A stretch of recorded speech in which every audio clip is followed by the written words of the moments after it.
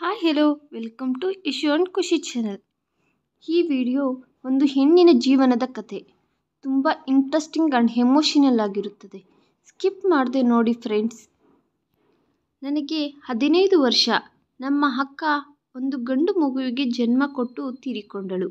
ನಮ್ಮ ತಂದೆ ತಾಯಿ ಆ ಮಗುವಿಗೋಸ್ಕರ ನಮ್ಮ ಭಾವನ ಜೊತೆ ನನ್ನ ಮದುವೆ ಮಾಡಲು ನಿರ್ಧರಿಸಿದರು. ಆದರೆ ನನಗೆ ಭಾವ ಎಂದರೆ ತುಂಬ ಭಯ. ನಮ್ಮ ಭಾವ ತುಂಬ ಹಠವಾದಿ. ನಾನು 15 ವರ್ಷದ ತುಂಬ ಮೃದುವಾದ ಹುಡುಗಿ. ನಾನು ಆ ಮದುವೆ ಬೇಡ ಎಂದು ಎಷ್ಟೇ ಹಠ ಮಾಡಿದರೂ ಭಾವನ ಜೊತೆ ನನ್ನ ಮದುವೆ ಮಾಡಿ ಮುಗಿಸಿದರು. ನಮ್ಮ ಮದುವೆಯ ದಿನ ರಾತ್ರಿ ಅವರು ನನ್ನ ಹತ್ತಿರಕ್ಕೆ ಬಂದ ತಕ್ಷಣ ನಾನು ಆತನನ್ನು ನೋಡಿ ತುಂಬ ಭಯಪಟ್ಟೆ. ನನ್ನನ್ನು ನೋಡಿ ಯಾಕೆ ಭಯಪಡುತ್ತಿರುವೆ ಎಂದು ಕೇಳಿದರು.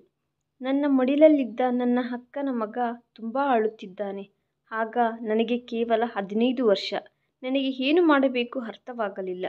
ಅವನನ್ನು ಹೇಗೆ ಸುಧಾರಿಸಬೇಕು ಎಂದು ಅರ್ಥವಾಗಲಿಲ್ಲ. ಒಂದೇ ಸಮನೆ ಅಳುತ್ತಿದ್ದಾನೆ. ಆ ಮಗುವನ್ನು ಲಾಲಿಸಿ ಪಾಲಿಸಿ ಸಾಕಾಗಿ ಹೋಗಿದೆ.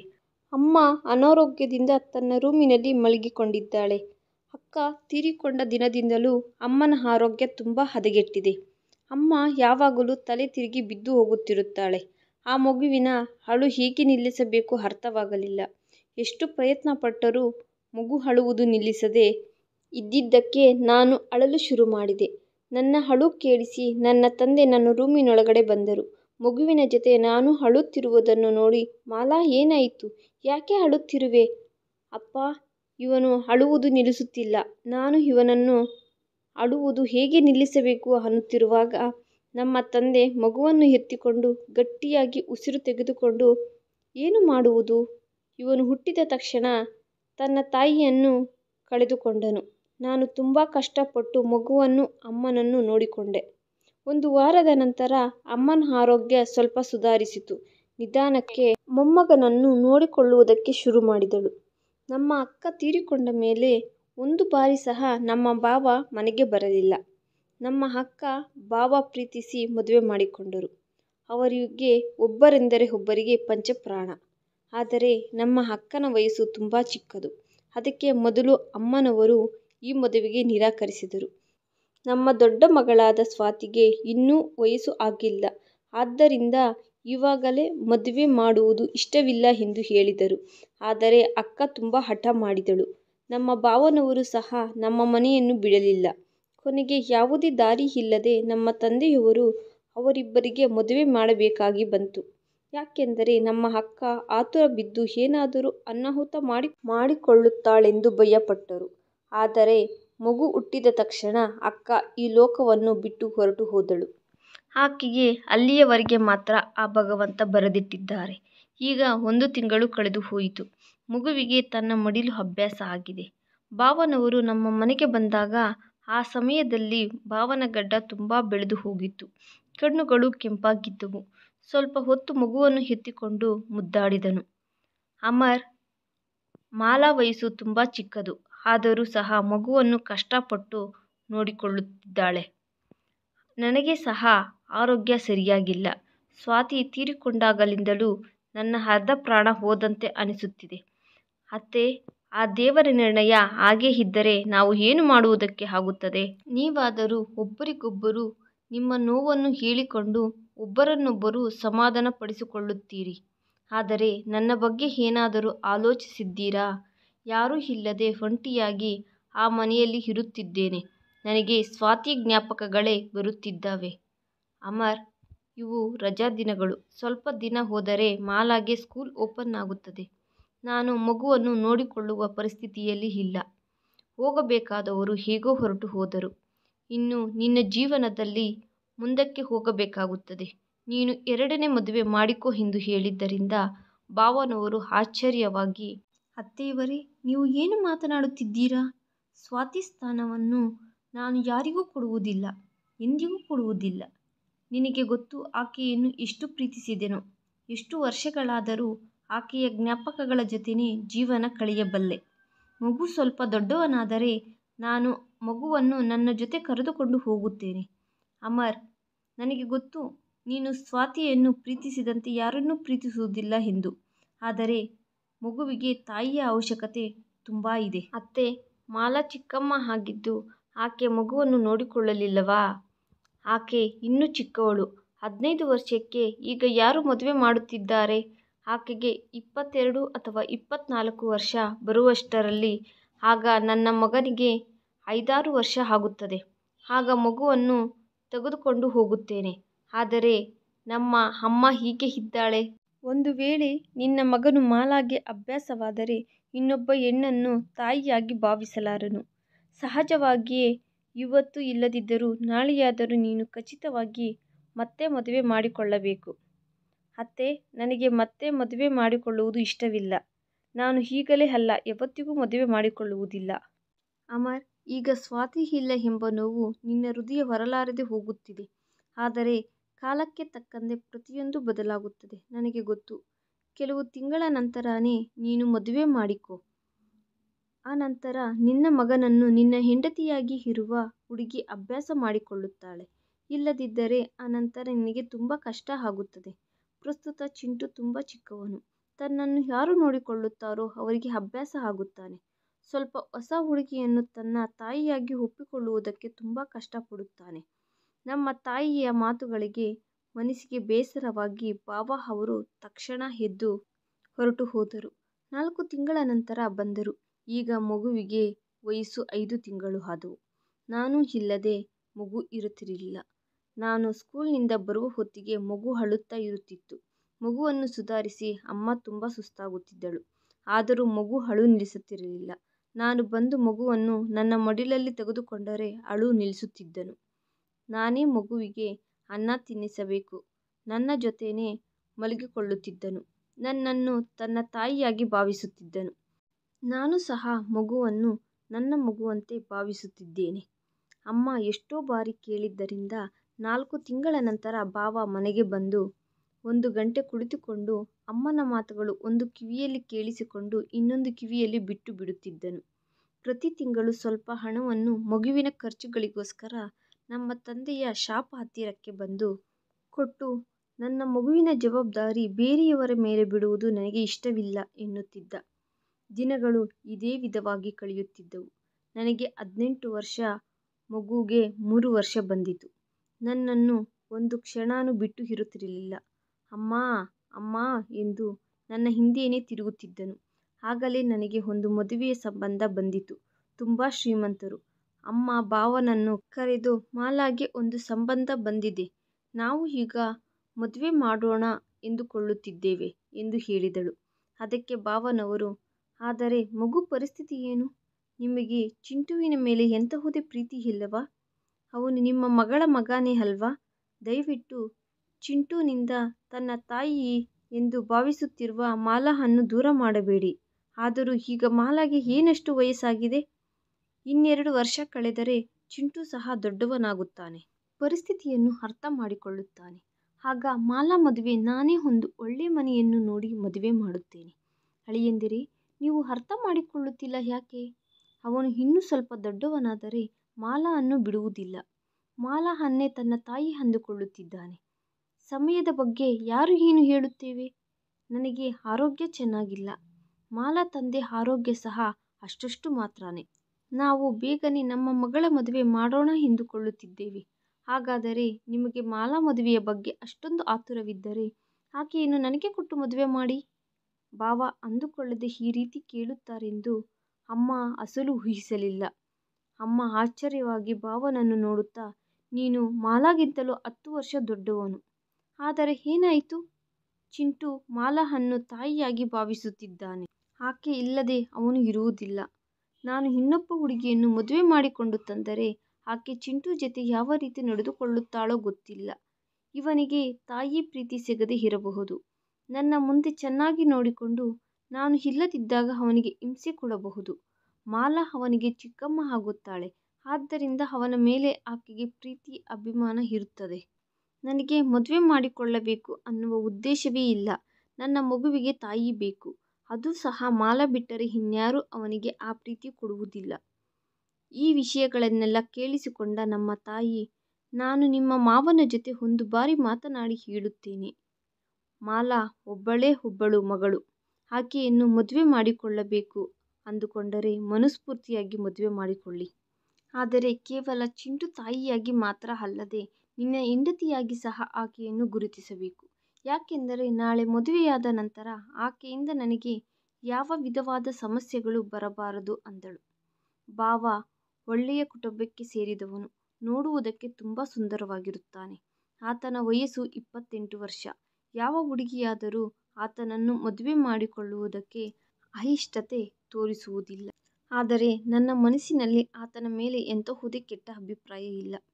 ಈ ವಿಷಯ ನಮ್ಮ ತಂದೆಯವರಿಗೆ ಗೊತ್ತಾಯಿತು. ನಮ್ಮ ತಂದೆ ಚೆನ್ನಾಗಿ ಯೋಚಿಸಿ ಸರಿ ಎಂದರು. ಆತ ವಯಸ್ಸಿನಲ್ಲಿ ನನಗಿಂತ 10 ವರ್ಷ ದೊಡ್ಡವನು ಅನ್ನುವ ಕಾರಣ ಬಿಟ್ಟರೆ ಆತನಲ್ಲಿ ಎಂತಹುದೇ ದೋಷ ಇಲ್ಲ. ಆದರೂ ಎಲ್ಲದಕ್ಕಿಂತ ದೊಡ್ಡ ಸಮಸ್ಯೆ ಚಿಂಟುದೇ. ಹೊಸದಾಗಿ ಬಂದ ವ್ಯಕ್ತಿಯನ್ನು ಯಾವ ರೀತಿ ನಂಬುತ್ತೇವೆ? ಆ ವ್ಯಕ್ತಿಯನ್ನು ತನ್ನ ಸ್ವಂತ ತಾಯಿಯಾಗಿ ಹೇಗೆ ಭಾವಿಸುತ್ತಾನೆ? ಆಕೆ ಅವನನ್ನು ಪ್ರೀತಿಸುತ್ತಾಳೋ ಇಲ್ಲವೋ ಎಂಬ ವಿಷಯದ ಮೇಲೆ ಯೋಚಿಸಿ ನಮ್ಮ ತಂದೆಯವರು ಮದುವೆಗೆ ಒಪ್ಪಿಕೊಂಡರು. ನಮ್ಮ ತಾಯಿ ನನ್ನ ಅಭಿಪ್ರಾಯವನ್ನು ಕೇಳಿದಾಗ ನಾನು ಅಸಲು ಬೇಡ ಎನ್ನುವುದಕ್ಕೆ ಭಾವನಲ್ಲಿ ಎಂತಹುದೇ ಲೋಪ ಇಲ್ಲ. ನನಗೆ ಸಂತೋಷ ತರಿಸಿದ ವಿಷಯ ಏನೆಂದರೆ ಇನ್ನು ಮೇಲೆ ಯಾವಾಗಲೂ ಚಿಂಟು ನನ್ನ ಜೊತೆನೇ ಇರುತ್ತಾನೆ ಎಂಬ ವಿಷಯ. ನನಗೆ ಭಾವನಿಗೆ ಮದುವೆ ಆಗಿ ಹೋಯಿತು. ಮದುವೆಯಾದ ಮೇಲೆ ಭಾವನ ಮನೆಗೆ ಬಂದಾಗ ನನ್ನ ಹೃದಯದ ಬಡಿತ ಜಾಸ್ತಿಯಾಯಿತು. ಯಾಕೆಂದರೆ ನಾನು ಭಾವನ ಬಗ್ಗೆ ಯಾವತ್ತೂ ಆ ವಿಧವಾಗಿ ಆಲೋಚಿಸಲಿಲ್ಲ.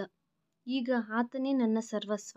ಯಾವ ವಿಧವಾಗಿ ಒಬ್ಬ ಗಂಡ ಹೆಂಡತಿಯ ಜೊತೆ ವ್ಯವಹರಿಸುತ್ತಾನೋ ಹಾಗೆ ಆತನು ನನ್ನ ಜೊತೆ ಇರುತ್ತಾನೆ ಅಂದುಕೊಂಡೆ.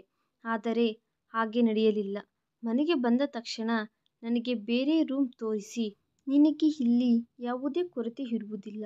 ಚಿಂಟು ಜೊತೆ ಇಲ್ಲಿ ಸಂತೋಷವಾದ ಜೀವನವನ್ನು ಕಳೆಯಬಹುದು ಎಂದು ಆತ ನನ್ನ ಹತ್ತಿರಕ್ಕೆ ಬಂದು ನನ್ನ ಮನಸ್ಸಿನಲ್ಲಿ ಇವತ್ತಿಗೂ ಯಾವತ್ತಿಗೂ ಸ್ವಾತಿನೇ ಇರುತ್ತಾಳೆ. ನೀನು ಈ ಮನೆಗೆ ನನ್ನ ಮಗನಿಗೆ ತಾಯಿಯಾಗಿ ಮಾತ್ರ ಬಂದೆ. ನನ್ನ ಹೆಂಡತಿ ಆಗಬೇಕು ಎಂಬ ಆಲೋಚನೆ ಮಾಡಬೇಡ. ಇದು ಹೇಳಿ ಆತ ರೂಮಿನಿಂದ ಹೊರಗಡೆ ಹೊರಟು ಹೋದನು. ನಾನು ಆಶ್ಚರ್ಯವಾಗಿ ಆತ ಹೋಗುತ್ತಿದ್ದರೆ ಹಾಗೆಯೇ ನೋಡುತ್ತಾ ಇದ್ದು ಹೋದೆನು. ಚಿಂಟು ನನ್ನ ಬೆರಳು ಹಿಡಿದುಕೊಂಡು ಅಮ್ಮಾ ಅಮ್ಮಾ ಎಂದು ಎಳೆಯುತ್ತಿದ್ದಾನೆ. ನನ್ನ ಕಣ್ಣಿನಿಂದ ಬರುತ್ತಿದ್ದ ಕಣ್ಣೀರು ಒರೆಸಿಕೊಂಡು ಚಿಂಟುವನ್ನು ಮಂಚದ ಮೇಲೆ ಮಲಗಿಸಿ ನಿದ್ದೆ ಮಾಡಿಸುವ ಪ್ರಯತ್ನ ಮಾಡುತ್ತಿದ್ದೆ. ಈ ಮದುವೆ ಯಾವ ಪರಿಸ್ಥಿತಿಯಲ್ಲಿ ನಡೆದರೂ ನಾನು ಅಮರ್ರನ್ನು ಮನಸ್ಫೂರ್ತಿಯಾಗಿ ಅಂಗೀಕರಿಸಿದೆ. ನಾನು ಆತನ ಜೊತೆ ಗಂಡ ಹೆಂಡತಿಯ ಸಂಬಂಧ ಮುಂದುವರಿಸಬೇಕು ಅಂದುಕೊಂಡೆ. ಆದರೆ ಆತ ನನ್ನ ಮುಖದ ಮೇಲೆ ಮರ್ಯಾದೆ ತೆಗೆದು ನನ್ನ ಜೊತೆ ತುಂಬ ದಾರುಣವಾಗಿ ನಡೆದುಕೊಂಡನು. ನನ್ನ ಮನಸ್ಸು ನೋಯಿಸಿದನು. ನಾನು ಆಲೋಚಿಸಿದೆ, ಇದಕ್ಕಿಂತಲೂ ನನ್ನ ಮದುವೆ ಬೇರೆಯವರ ಜೊತೆ ನಡೆದಿದ್ದರೆ ಚೆನ್ನಾಗಿರುತ್ತಿತ್ತು. ಮಾಡಿಕೊಂಡವನು ನನ್ನ ಜೊತೆ ಈ ವಿಧವಾಗಿ ನಡೆದುಕೊಳ್ಳುತ್ತಿರಲಿಲ್ಲ. ಈತನ ಮನಸ್ಸು ಕಲ್ಲಿನ ತರಹದ್ದು. ಎಷ್ಟು ಪ್ರಶಾಂತವಾಗಿ ನನ್ನ ಹತ್ತಿರ ಈ ಮಾತುಗಳು ಹೇಳಿ ಹೊರಟು ಹೋದನು. ಆತ ಒಂದು ಬಾರಿ ಸಹ ಆಲೋಚಿಸಲಿಲ್ಲ ನನ್ನ ಮೇಲೆ ಎಂತಹ ಪ್ರಭಾವ ಇರುತ್ತದೆ ಎಂದು. ನನಗೆ ನಮ್ಮ ಅಕ್ಕನ ಮೇಲೆ ಎಂತಹುದೇ ದ್ವೇಷ ಇಲ್ಲ. ಆದರೆ ಪ್ರತಿ ಹುಡುಗಿಗೆ ಹೀಗೆ ಅಂದುಕೊಳ್ಳುತ್ತಾಳೆ, ನನ್ನ ಜೀವನದ ಭಾಗಸ್ವಾಮಿ ಕೇವಲ ನನ್ನನ್ನು ಮಾತ್ರನೇ ಪ್ರೀತಿಸಬೇಕು ಎಂದು. ಮೊದಲು ಆತ ಸ್ವಾತಿಯನ್ನು ಪ್ರೀತಿಸುತ್ತಿದ್ದಾಗ ನನಗೆ ತುಂಬ ಸಂತೋಷವಾಗುತ್ತಿತ್ತು. ನನ್ನ ಅಕ್ಕ ಎಷ್ಟು ಅದೃಷ್ಟವಂತಳೋ, ಆಕೆಯನ್ನು ಎಷ್ಟೊಂದು ಪ್ರೀತಿಸುವ ಹುಡುಗ ಸಿಕ್ಕಿದ್ದಾನೆ ಎಂದು. ಆದರೆ ಈಗ ಅದೇ ಮಾತು ನನ್ನ ಹೃದಯದಲ್ಲಿ ಚುಚ್ಚುತ್ತಿದೆ. ಆತ ನನ್ನ ಮುಂದೆನೇ ನಮ್ಮ ಅಕ್ಕನ ಜೊತೆ ಪ್ರೀತಿಯ ಬಗ್ಗೆ ಹೇಳುತ್ತಿದ್ದಾನೆ. ಅಕ್ಕ ಹೊರಟು ಹೋಗಿದ್ದಾಳೆ. ಆದರೆ ಈಗ ನಾನು ಆತ ಜೀವನದಲ್ಲಿ ಬಂದಿದ್ದೇನೆ. ಗಂಡನಾಗಿ ಆತನ ಜವಾಬ್ದಾರಿ ನನಗೆ ಪ್ರೀತಿ ಹಂಚಬೇಕು. ಆದರೆ ಆತ ಹಾಗೆ ಮಾಡಲಿಲ್ಲ. ಬೆಳಿಗ್ಗೆ ಎದ್ದ ನಂತರ ಟಿಫನ್ ಮಾಡಿ ಟೇಬಲ್ ಮೇಲೆ ಇಟ್ಟೆ.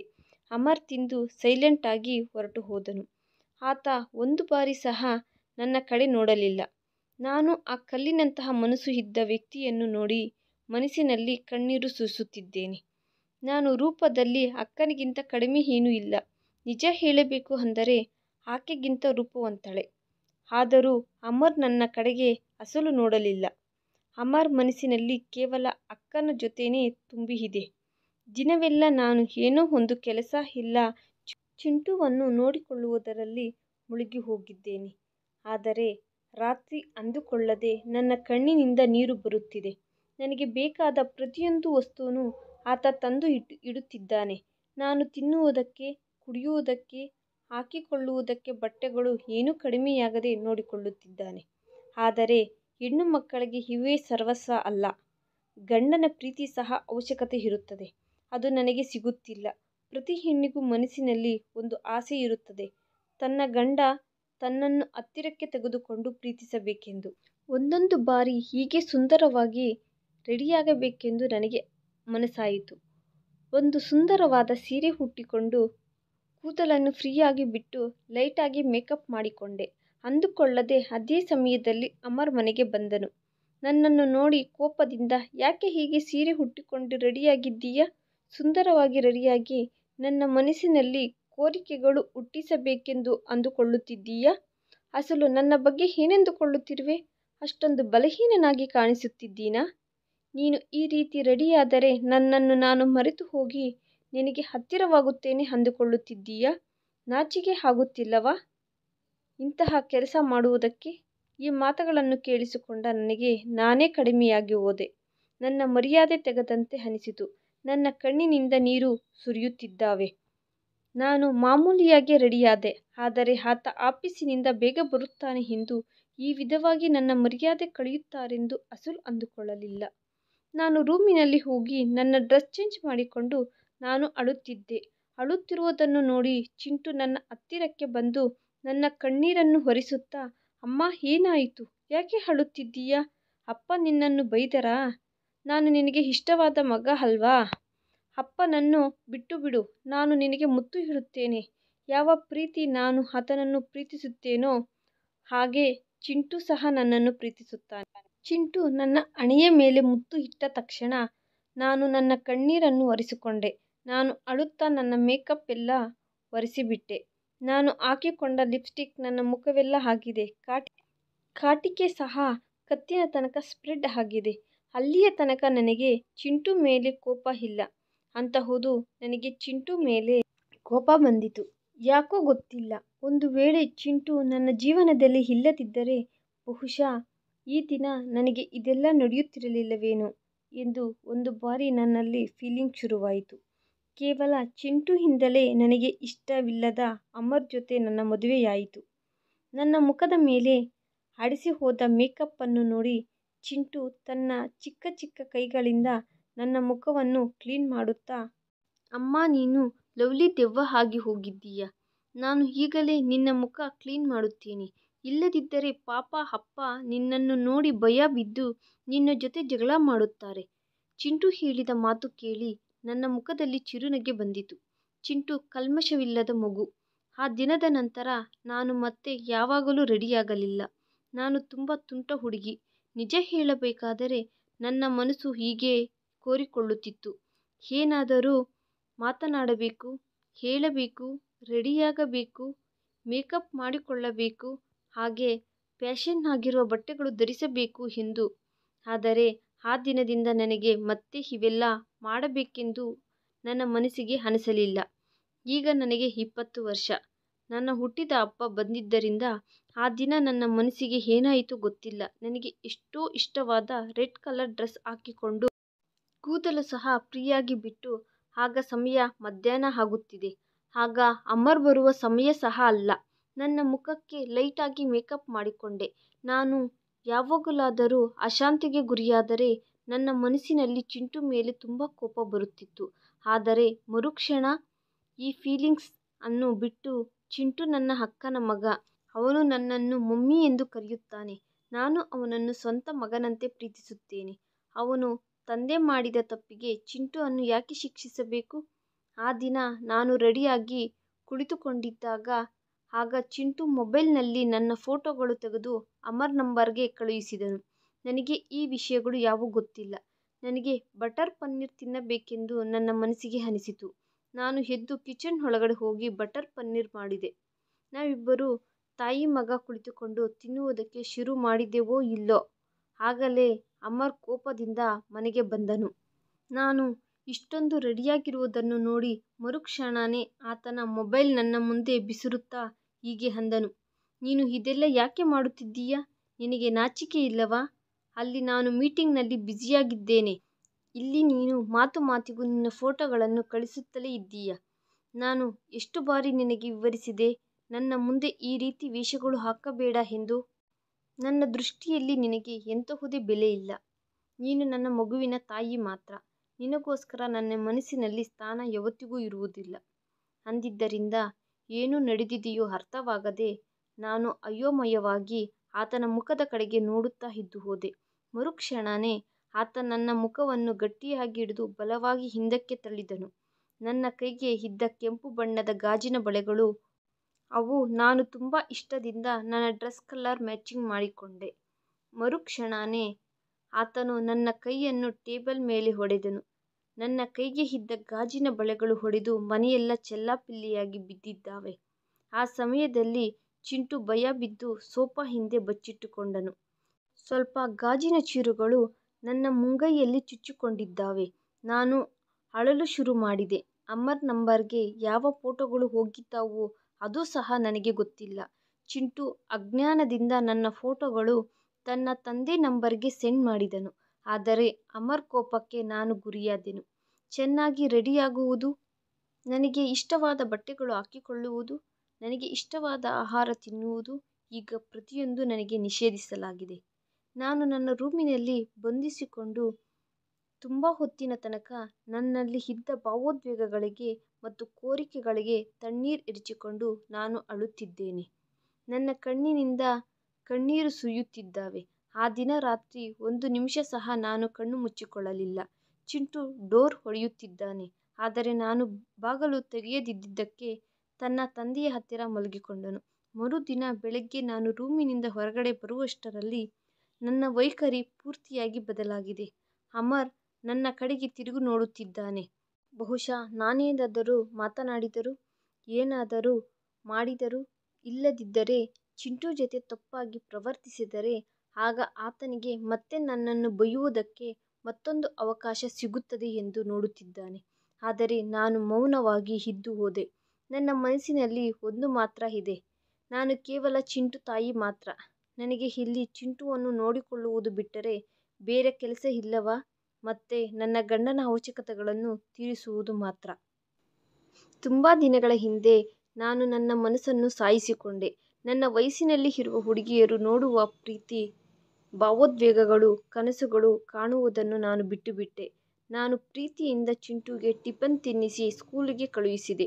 ಅನಂತರ ಮನೆ ಕೆಲಸವೆಲ್ಲ ಮುಗಿಸಿಕೊಂಡು ನನ್ನ ಹತ್ತಿರವಿದ್ದ ಹೊಸ ಬಟ್ಟೆಗಳು ಮತ್ತು ನಮ್ಮ ತಾಯಿ ಕೊಡಿಸಿದ ದುಬಾರಿ ಬಟ್ಟೆಗಳಿಗೆಲ್ಲ ಬೆಂಕಿ ಅಂಟಿಸಿದೆ. ನನ್ನನ್ನು ನಾನು ಗಮನಿಸಿಕೊಳ್ಳುವುದೇ ಬಿಟ್ಟುಬಿಟ್ಟೆ. ತುಂಬ ದಿನಗಳು ನಾನು ತಲೆ ಬಾಚಿಕೊಳ್ಳುವುದು ಸಹ ಬಿಟ್ಟುಬಿಟ್ಟೆ. ಚಿಂಟು ಜೊತೆ ಅಮರ್ಗೆ ಇದ್ದ ಪ್ರತಿ ಕರ್ತವ್ಯವನ್ನು ನಾನೇ ನಿರ್ವಹಿಸಿದೆ. ನಾನು ಅಮರ್ ಜೊತೆ ಮಾತನಾಡುವುದು ಸಹ ಬಿಟ್ಟುಬಿಟ್ಟೆ. ಏನಾದರೂ ಅವಸರವಿದ್ದರೆ ಹೇಳಿ, ಆನಂತರ ನನ್ನ ಕೆಲಸದಲ್ಲಿ ನಾನು ಬ್ಯುಸಿಯಾಗಿರುತ್ತಿದ್ದೆ.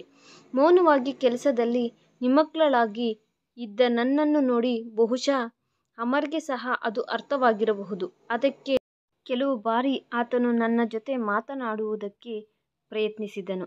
ಆದರೆ ನಾನು ಸರಿ ಎಂದು ಉತ್ತರ ಕೊಟ್ಟು ಸೈಲೆಂಟ್ ಆಗಿ ಹೋಗುತ್ತಿದ್ದೆ.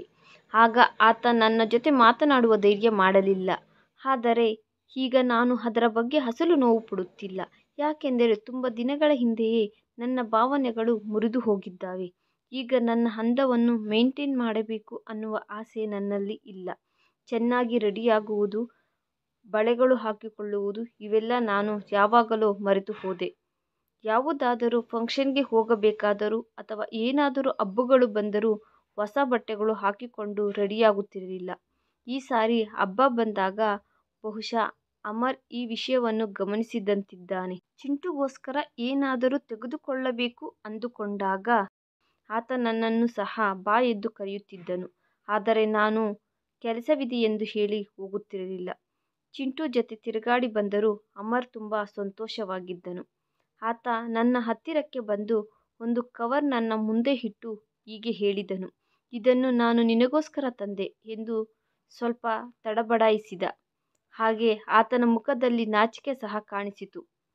ಇಷ್ಟು ವರ್ಷಗಳ ನಂತರ ನನಗೋಸ್ಕರ ಈತ ಏನು ತಂದಿದ್ದಾನೆ ಎಂದು ನನಗೆ ಆಶ್ಚರ್ಯವಾಯಿತು.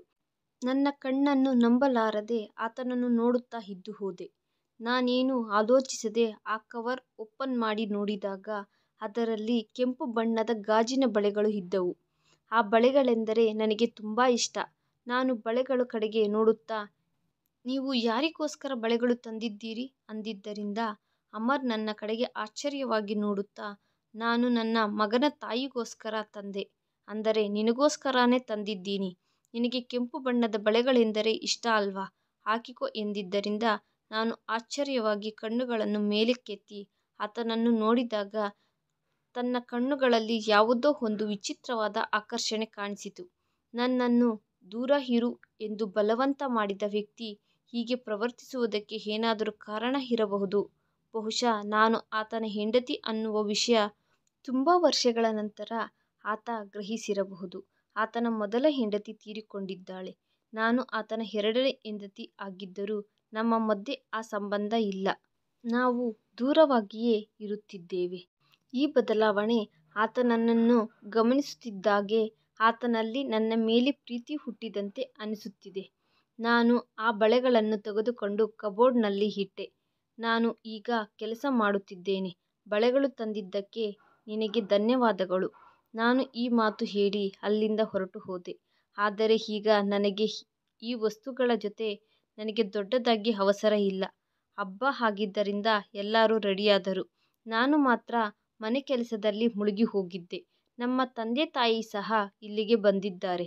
ನಮ್ಮ ಬಂಧುಗಳು ಸಹ ತಿಂಡಿ ತೆಗೆದುಕೊಂಡು ಇಲ್ಲಿಗೆ ಬಂದಿದ್ದಾರೆ. ಎಲ್ಲರೂ ಸಹ ನನ್ನ ಜೊತೆ ಹುಡುಗಿಯರು. ಆದರೆ ಇಬ್ಬರು ಮಕ್ಕಳ ತಾಯಂದಿರು ಆಗಿದ್ದಾರೆ. ಈಗಲೂ ಸಹ ಅವರು ತುಂಬ ಚೆನ್ನಾಗಿ ರೆಡಿಯಾಗುತ್ತಾರೆ. ಕೈಗಳಿಗೆ ಚೆನ್ನಾಗಿರುವ ಬಳೆಗಳು ಹಾಕಿಕೊಳ್ಳುತ್ತಾರೆ. ಚೆನ್ನಾಗಿ ಮೇಕಪ್ ಮಾಡಿಕೊಳ್ಳುತ್ತಾರೆ. ಅವರನ್ನು ಅವರು ಚೆನ್ನಾಗಿ ಅಲಂಕರಿಸಿಕೊಳ್ಳುತ್ತಾರೆ. ಆದರೆ ನಾನು ಎಲ್ಲ ಕಳೆದುಕೊಂಡವಳಂತೆ ಇರುತ್ತೇನೆ. ಅಮರ್ ನನ್ನನ್ನು ನೋಡಿ ನನ್ನ ಹತ್ತಿರಕ್ಕೆ ಬಂದನು. ನೀನೊಬ್ಬಳು ಯಾಕೆ ಹೀಗೆ ಮಾಡುತ್ತಿದ್ದೀಯ? ಎಲ್ಲರೂ ಹೇಗೆ ರೆಡಿಯಾಗಿದ್ದಾರೆ ನೋಡು. ನೀನೊಬ್ಬಳು ಮನೆ ಕೆಲಸ ಮಾಡಿಕೊಂಡು ಕುಳಿತುಕೊಂಡಿದ್ದೀಯ. ಹೋಗು, ಕೆಲಸ ನಿಲ್ಲಿಸಿ ಹೋಗಿ ರೆಡಿಯಾಗು. ಈ ದಿನ ಅಮರ್ ನನ್ನನ್ನು ಚಿರುನಗೆಯಿಂದ ನೋಡುತ್ತಿದ್ದಾನೆ. ರೆಡಿಯಾಗು ಎನ್ನುತ್ತಿದ್ದಾನೆ. ನನಗೆ ತುಂಬ ಆಶ್ಚರ್ಯವಾಗುತ್ತಿದೆ. ಆತ ನನಗೆ ಹತ್ತಿರವಾಗಲು ಪ್ರಯತ್ನಿಸುತ್ತಿದ್ದರಿಂದ ನಾನು ಹೀಗೆ ಹೇಳಿದೆ. ಇಷ್ಟು ವರ್ಷಗಳಿಂದ ನಾನು ಇದೇ ಪರಿಸ್ಥಿತಿಯಲ್ಲಿ ಇರುತ್ತಿದ್ದೇನೆ. ಒಂದು ವರ್ಷಕ್ಕೆ ಎಷ್ಟೋ ಹಬ್ಬಗಳು ಬರುತ್ತಿದ್ದಾವೆ. ಆದರೆ ನಾನು ಯಾವಾಗಲೂ ಹೊಸ ಬಟ್ಟೆಗಳು ಹಾಕಿಕೊಳ್ಳಲಿಲ್ಲ. ಇದಕ್ಕೂ ಮುಂಚೆ ನೀವು ಯಾವಾಗಲೂ ನನ್ನ ಮೇಲೆ ಗಮನ ಇಡಲಿಲ್ಲ. ನಿಮಗ್ಯಾಕೆ ಈ ದಿನ ಹಾಗೆ ಅನಿಸುತ್ತಿದೆ? ನನ್ನ ಪ್ರಶ್ನೆಗೆ ಆತ ಶಾಕ್ ಆದನು. ಅಮ್ಮ ನನ್ನ ಕೈಯನ್ನು ಹಿಡಿದುಕೊಂಡು ನೋಡಿ, ಮೆಹಂದಿ ಯಾಕೆ ಹಾಕಿಕೊಳ್ಳಲಿಲ್ಲ? ಹೊಸ ಬಟ್ಟೆಗಳು ಯಾಕೆ ಹಾಕಿಕೊಳ್ಳಲಿಲ್ಲ? ಒಡವೆಗಳು ಯಾಕೆ ಹಾಕಿಕೊಳ್ಳಲಿಲ್ಲ? ನಿನ್ನ ಹತ್ತಿರ ಸ್ವಾತಿ ಬಂಗಾರದ ಜೊತೆ ನನ್ನ ಬಂಗಾರ ಸಹ ಇದೆ. ನಿನ್ನ ಹತ್ತಿರ ಏನೂ ಕಡಿಮೆ ಇಲ್ಲ. ಮತ್ತೆ ಹೀಗೆ ಯಾಕೆ ಇದ್ದೀಯಾ ಅಂದಿದ್ದರಿಂದ ನನ್ನ ಮುಖದ ಮೇಲೆ ಬಲವಂತವಾಗಿ ಚಿರುನಗೆ ಬಂದಿತು. ಅಮರ್ಗೆ ತಾನು ತಪ್ಪು ಮಾಡಿದೆ ಎಂದು ಮನಸ್ಸಿನಲ್ಲಿ ಅನಿಸಿದೆ. ಚಿಂಟೂ ರೂಮಿನಲ್ಲಿ ಮಲಗಿಕೊಂಡು ಇದ್ದಾನೆ. ನಾನು ಕುಳಿತುಕೊಂಡಿದ್ದೇನೆ. ಆಗಲೇ ಅಮರ್ ರೂಮಿನೊಳಗಡೆ ಬಂದರು. ಆತನನ್ನು ನೋಡಿ ನಾನು ಸ್ವಲ್ಪ ಭಯಪಟ್ಟೆನು. ಇಷ್ಟು ರಾತ್ರಿ ಸಮಯದಲ್ಲಿ ಅಮರ್ ನನ್ನ ರೂಮಿನೊಳಗಡೆ ಬರುವುದು ಇದೇ ಮೊದಲ ಬಾರಿ. ಆತ ನನ್ನ ಮುಂದೆ ಕುಳಿತುಕೊಂಡು ಕೈ ಹಿಡಿದುಕೊಂಡು ನನ್ನ ಜೊತೆ ಮಾತನಾಡುವುದಕ್ಕೆ ಶುರು ಮಾಡಿದ. ಆದರೆ ನಾನು ನನ್ನ ಕೈಯನ್ನು ಬಿಡಿಸಿಕೊಂಡೆ. ನೋಡು ಮಾಲಾ, ನಾನು ನಿನ್ನ ಜೊತೆ ತುಂಬ ದಾರುಣವಾಗಿ ನಡೆದುಕೊಂಡೆ. ನನಗೆ ಗೊತ್ತು, ನಾನು ಸ್ವಾತಿ ಪ್ರೀತಿಯಲ್ಲಿ ಪೂರ್ತಿಯಾಗಿ ಮುಳುಗಿ ಹೋಗಿದ್ದೇನೆ. ಆದರೆ ಈ ವಿಷಯ ನಿನಗೆ ಸಹ ಗೊತ್ತು. ಸ್ವಾತಿ ನನ್ನ ಜೀವನದಲ್ಲಿ ಎಷ್ಟು ಪ್ರಾಮುಖ್ಯತೆ ಇತ್ತು. ನಾವಿಬ್ಬರು ಒಬ್ಬರನ್ನೊಬ್ಬರು ಪ್ರಾಣವಾಗಿ ಪ್ರೀತಿಸಿಕೊಂಡೆವು. ಆಕೆ ನನ್ನನ್ನು ಒಂಟಿಯಾಗಿ ಬಿಟ್ಟು ಹೋಗಿದ್ದರಿಂದ ನನ್ನ ಮನಸ್ಸಿಗೆ ಮರೆಯದ ಗಾಯವನ್ನು ಮಾಡಿದೆ. ನಾನು ಆಕೆಯ ಬಗ್ಗೆ ಆಲೋಚಿಸುತ್ತಾ ಹುಚ್ಚನಂತೆ ಆದೆನು. ಆದ್ದರಿಂದ ನಾನು ನಿನಗೆ ನಿನ್ನ ಹಕ್ಕುಗಳನ್ನು ಕೊಡಲು ಆಗಲಿಲ್ಲ. ಆದರೆ ಕಾಲ ಬದಲಾದಂತೆ ನನ್ನ ಮನಸ್ಸು ಬದಲಾಗಿದೆ. ನಾನು ನಿನ್ನ ವಿಷಯದಲ್ಲಿ ತುಂಬ ತಪ್ಪು ಮಾಡಿದೆ. ನೀನು ನನ್ನ ಮಗನನ್ನು ನಿನ್ನ ಮಗನಂತೆ ಬೆಳೆಸಿದೆ. ನನ್ನ ಮಗನಿಗೋಸ್ಕರ ನೀನು ನಿನ್ನ ಅಂದವನ್ನು ತ್ಯಾಗ ಮಾಡಿದೆ. ನೀನು ನಿನ್ನ ಚಿಕ್ಕ ವಯಸ್ಸಿನಲ್ಲಿ ನನ್ನ ಮಗನಿಗೆ ತಾಯಿ ಪ್ರೀತಿ ತೋರಿಸಿದೆ. ಆದರೆ ಗಂಡನಾಗಿ ನಾನು ನಿನಗೆ ಕೊಡಬೇಕಾದ ಪ್ರೀತಿಯನ್ನು, ನಂಬಿಕೆಯನ್ನು ಕೊಡಲು ಆಗಲಿಲ್ಲ. ನಿನ್ನನ್ನು ನಾನು ಲೆಕ್ಕಕ್ಕೆ ಇಡಲಿಲ್ಲ. ನನ್ನ ಮುಂಗೈನ ಮೇಲೆ ಈಗಲೂ ಗಾಜಿನ ಚೂರುಗಳು, ಚುಚ್ಚಿಕೊಂಡ ಗಾಯಗಳು ಇದ್ದಾವೆ. ಆ ಗಾಯಗಳನ್ನು ಮುಟ್ಟಿಕೊಂಡು ಅಮರ್ ಹೀಗೆ ಹೇಳಿದನು. ನನ್ನ ಮನಸ್ಸಿನಲ್ಲಿ ನಿನ್ನ ಮೇಲೆ ತುಂಬ ಪ್ರೀತಿ ಇದೆ. ನಾನು ನಿನ್ನನ್ನು ಪ್ರೀತಿಸಿದ್ದೇನೆ.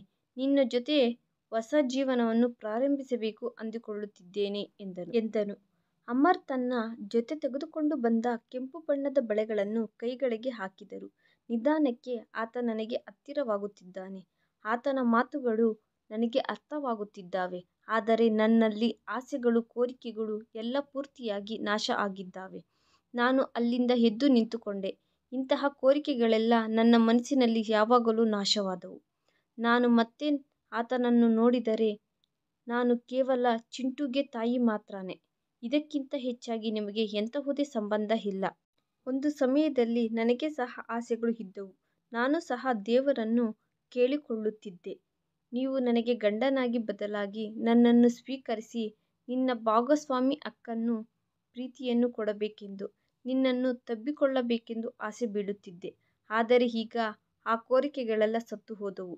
ನನ್ನಲ್ಲಿ ಆಸೆಗಳೆಲ್ಲ ನಾಶ ಆಗಿದ್ದಾವೆ. ನೀವು ನನ್ನ ಜೊತೆ ಪ್ರೀತಿಯಿಂದ ಮಾತನಾಡುವುದೇ ಅಲ್ಲದೆ ಅಸಲು ನನ್ನ ಕಡೆ ಕಣ್ಣೆತ್ತಿ ಸಹ ನೋಡಲಿಲ್ಲ. ನೀವು ನನ್ನನ್ನು ಮೆಚ್ಚಿಕೊಳ್ಳಬೇಕೆಂದು ನನ್ನ ಮನಸ್ಸು ಹಾರಾಟ ಬೀಳುತ್ತಿತ್ತು. ನಿನಗೋಸ್ಕರ ನಾನು ರೆಡಿಯಾದಾಗ ನನ್ನನ್ನು ಹೊಗಳಬೇಕು ಅಂದುಕೊಳ್ಳುತ್ತಿದ್ದೆ. ನನಗೋಸ್ಕರ ಗಿಫ್ಟ್ಸ್ ತೆಗೆದುಕೊಂಡು ಬರಬೇಕೆಂದು, ನನ್ನನ್ನು ಹೊರಗಡೆ ತಿರುಗಾಡಿಸಬೇಕೆಂದು, ನನ್ನನ್ನು ಇರಿಸಿಕೊಳ್ಳಬೇಕೆಂದು, ನನ್ನ ಕಷ್ಟದ ಸಮಯದಲ್ಲಿ ನನ್ನ ಜೊತೆ ಇರಬೇಕೆಂದು ಕೋರಿಕೊಂಡೆ. ಆದರೆ ನೀವು ಈ ವಿಧವಾಗಿ ಏನೂ ಮಾಡದಿದ್ದರೂ ಪ್ರತಿ ವಿಷಯದಲ್ಲಿ ನನ್ನನ್ನು ಅನುಮಾನಿಸುತ್ತಿದ್ದೀರಿ. ಪ್ರತಿಯೊಂದು ಬಾರಿ ನನ್ನ ಹೊರಗಿನ ವ್ಯಕ್ತಿ ಎಂದು ನನಗೆ ಹೇಳಿದ್ದೀರಿ. ಕೇವಲ ನಾನು ಚಿಂಟು ತಾಯಿ ಮಾತ್ರನೇ. ಈಗ ನನ್ನಲ್ಲಿ ಎಲ್ಲ ಆಸೆಗಳು ಸುಟ್ಟು ಬೂದಿಯಾದವು. ಈಗ ಬಂದು ನನ್ನ ಮೇಲೆ ಅಪಾರವಾದ ಪ್ರೀತಿ ತೋರಿಸುತ್ತಿದ್ದೀರಿ. ನಾನು ನಿಮ್ಮ ಜೊತೆ ಹೊಸ ಜೀವನವನ್ನು ಪ್ರಾರಂಭಿಸಬೇಕೆಂದು ಅಂದುಕೊಳ್ಳುತ್ತಿದ್ದೀರಿ. ನೋಡಿ, ಒಂದು ವೇಳೆ ನಿಮ್ಮಲ್ಲಿ ಕೋರಿಕೆಗಳು, ಆಸೆಗಳು ಹುಟ್ಟಿದ್ದರೆ ಅವನ್ನು ತಣ್ಣಗೆ ಮಾಡಿಕೊಳ್ಳಿ. ನಿಮ್ಮ ಅವಸರಗಳನ್ನು ತೀರಿಸಿಕೊಳ್ಳಲು ನೀವು ಇನ್ನೊಂದು ಹುಡುಗಿಯನ್ನು ಮದುವೆ ಮಾಡಿಕೊಳ್ಳಿ. ನಾನು ಕೇವಲ ಚಿಂಟುಗೆ ತಾಯಿ ಮಾತ್ರನೇ. ಇದು ಬಿಟ್ಟರೆ ಬೇರೇನೂ ಇಲ್ಲ.